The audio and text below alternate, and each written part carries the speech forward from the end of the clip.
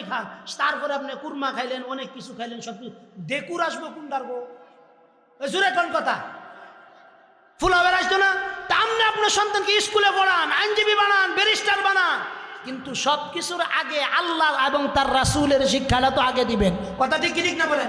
আপনি সকালবেলা মসজিদও দেন, সকালবেলা 1 ঘন্টার বক্তব্য করে হেন 100 টাকা লাগে, সেইটাও আপনি দেন না। 5 তারিখ আইলে ফুলার এখন আর 10-12 দিন দেন লাগতো না, 15 তারিখ দিয়ে আবার যায় ফুলাজিকে আব্বা কেন লাগিয়া বেতন দেন লাগবো, ওখানে যাওয়ার দরকার নাই, ওখানে এই কয়দিন স্কুলে দেয়। আপনি সকালবেলা বক্তব্যের 100 টাকা বেতন দিতেন না, আবার শেষ বয়সে সন্তানের খেদমত আশা করেন। মামুর বাড়ির আবদা কথা বুঝে না, মামুর বাড়ির আবদার নাকি মিয়া? আল্লাহর সাথে আপনার সন্তানকে আপনি পরিচয় করাইলেন না, এই কারণে আপনি কত বড় আসামি হইবেন আল্লাহর আদালতে। এটা মরার পরে সেন বুঝবেন, মইরাল এরপরে বুঝবেন ভালো করে। এই কারণে সন্তানকে এই ডাকির বিটা এই মাদ্রাসার ভিতরে দিবেন। সন্তান হাফেজ হবে, আলেম হবে, এই সন্তান পশ্চিমকালেও আপনার খেদমতের বিষয়ে কখনো গাফিলতি করবে না। আপনি গুড়ার ডিম তাকে শিক্ষা দিবেন, ওই গুড়ার ডিম শিখানোর পরে সে রনের বদলে বাঁশ দিব, এই বাঁশ দেওয়ার গুনাহ তো আপনি বললে আপনার কবরও বুঝবে। বুঝেন না এই কথা? নেকির ক্ষেত্রে খালি সদকায়ে জারিয়া, গুনাহের ক্ষেত্রে কি জারিয়া না? মামুর বাড়ির আবদার মনে করেন না।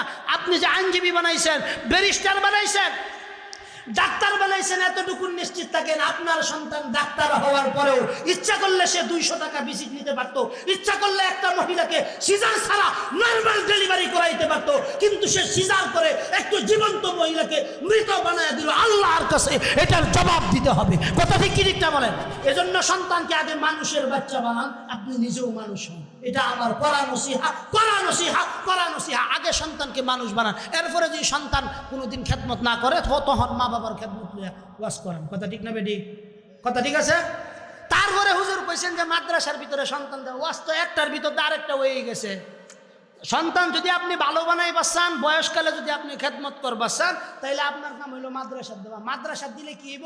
মাদ্রাসা দিলে সে পড়বে ওয়াকাদা রাব্বুকা وقضى ربك ألا تعبدوا إلا إياه وبالوالدين إحسانا إما يبلغن عندك الكبر أحدهما أو كلاهما فلا تقل لهما أف ولا تنهرهما وقل لهما قولا كريما।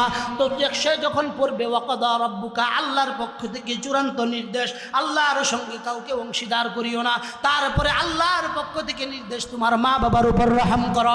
তোমার মা বাবার মধ্য থেকে 2 জন অথবা যে কোনো একজন যদি বার্ধক্যে উপনীত হয়, বার্ধক্যে উপনীত হওয়ার পরে তাদের সঙ্গে এমন আচরণ করিও না যে তারা উফ শব্দটুকু তোমার বিষয়ে ব্যবহার করে এমন আচরণ করি